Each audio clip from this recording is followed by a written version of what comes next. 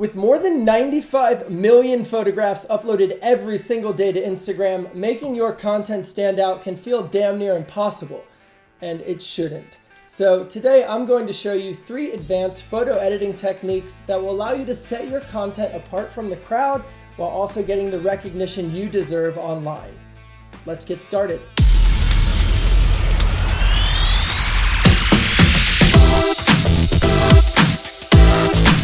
What's up everybody, my name is Sawyer Hartman and today we are going to learn 3 sick new photo editing techniques. Now with millions and millions of photos uploaded to Instagram every single day, simply taking a good photograph is not enough to stand out anymore. Your photo needs to have some quality that makes people just stop scrolling and then actually engage with your post. Now this could be an absolute jaw-dropping location, a famous celebrity face, or even a once-in-a-lifetime moment caught on camera. But if none of those are really options for you, then maybe these 3 editing techniques can help you stand out online. Now, you may know 1 or 2 of these editing techniques, but chances are you do not know all 3 of them. These are going to be techniques that will allow you to not only make your content more interesting, but it will also give you a creative step up on all of your competition and help your content get noticed online. The first step is creating a cinemagraph or animating a part of your photo. Now, this is actually a technique that I have used for a while on Instagram. Matter of fact, I actually posted a photo yesterday that I used this technique on, and it did so much better than just the static image that I felt like I needed to share it with you. Now, there's actually 2 ways to achieve this effect, the easy way and the hard way. I will show you both of them, but let's just go ahead and start with the easy way. Now, there are tons of apps in the iOS App Store that help you animate your images, but on a basic scale. The one I use is called Pixaloop. Now, as you can see, this is the finished product. This is what it'll look like when it's completely done.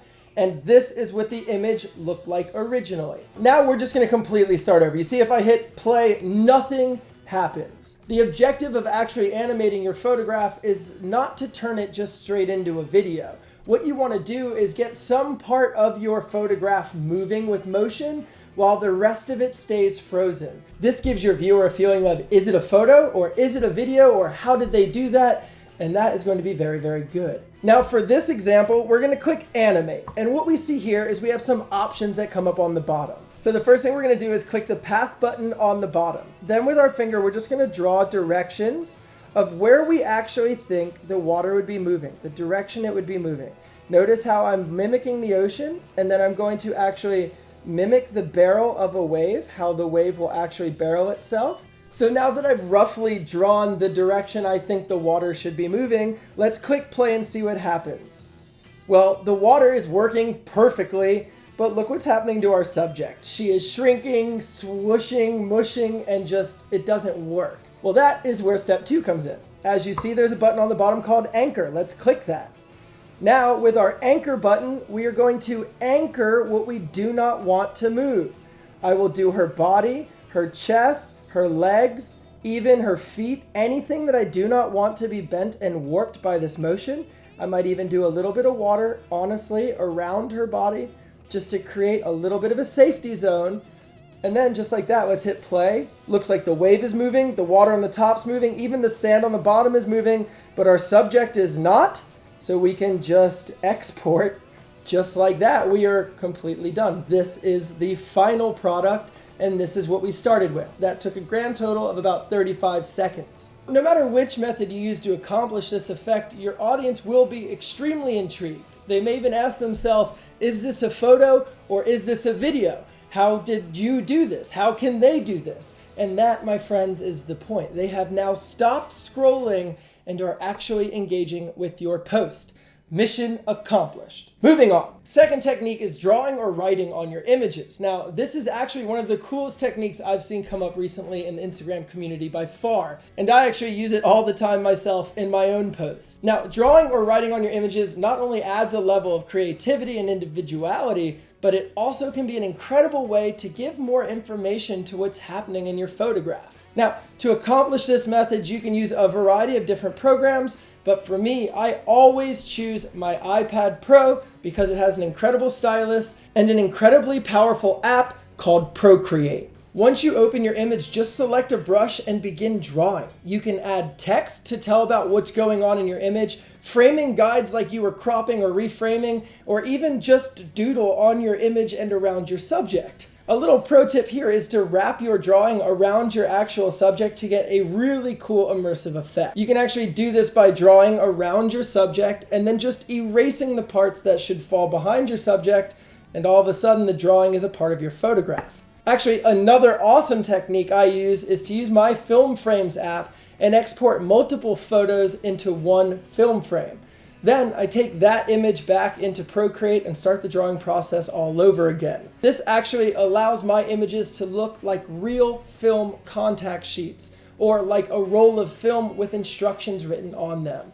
Now, this might not be for everyone, but it is definitely my style, and if you are a film-loving photographer, it might very well be your style as well. Now, the third and final technique is what we like to call image stacking. Now, image stacking isn't necessarily something your audience would notice right away, but that is actually the point. Here, let me just show you. I posted this photo this week on Instagram. It's an incredible photo, right? Well, what would you say if I told you that this was actually two photos? That's right, Sam and Rob were actually not on the slide at the same time, as that would be extremely dangerous and could have led to Rob getting crushed by a gigantic yellow duck, which nobody wants. But the two of them being on that slide at the same time, it created a better scene. It added more drama, and it ultimately led to a much more interesting photograph. So here's how I did it. First off, make sure you're taking your photographs onto tripod. This way, the scene never really changes. The only thing that will move are the subjects within your scene. Now, image stacking literally couldn't get any easier. Just import your main photo into Photoshop and then go ahead and grab the second image and just drop it right on top. As you can see in my photo, my tripod actually moved a little, so it wasn't perfectly lined up. So all I'm gonna do is lower the opacity on the top image and just go ahead and move it around until I feel like it's pretty much in the right place. Once the images are lined up on top of each other, all you're going to do is actually create a mask on the top image, get a black paintbrush. You're going to draw out your subject.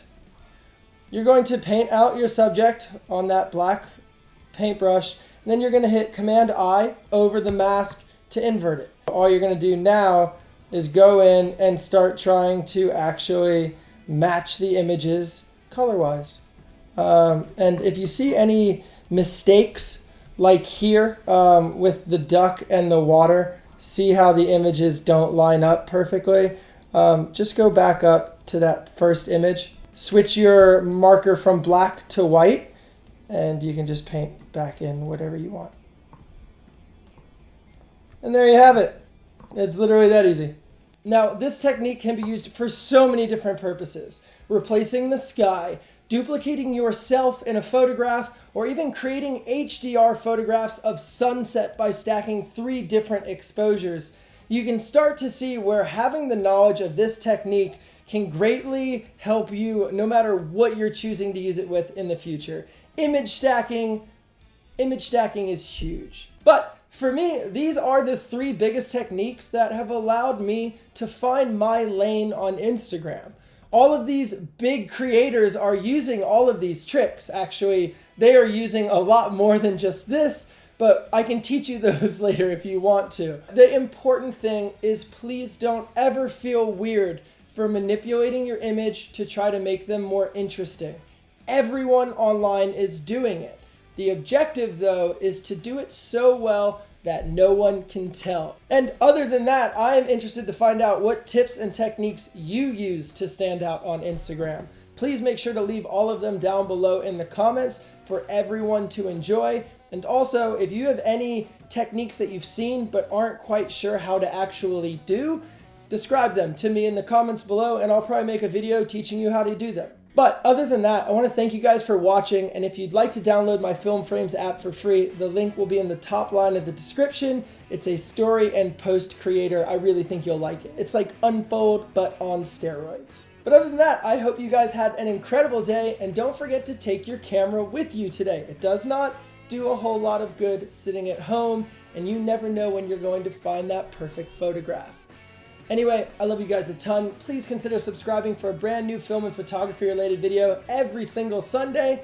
And until next time, remember, stay motivated, stay inspired, and never stop creating. And I'll see you beautiful people in the next episode. Peace.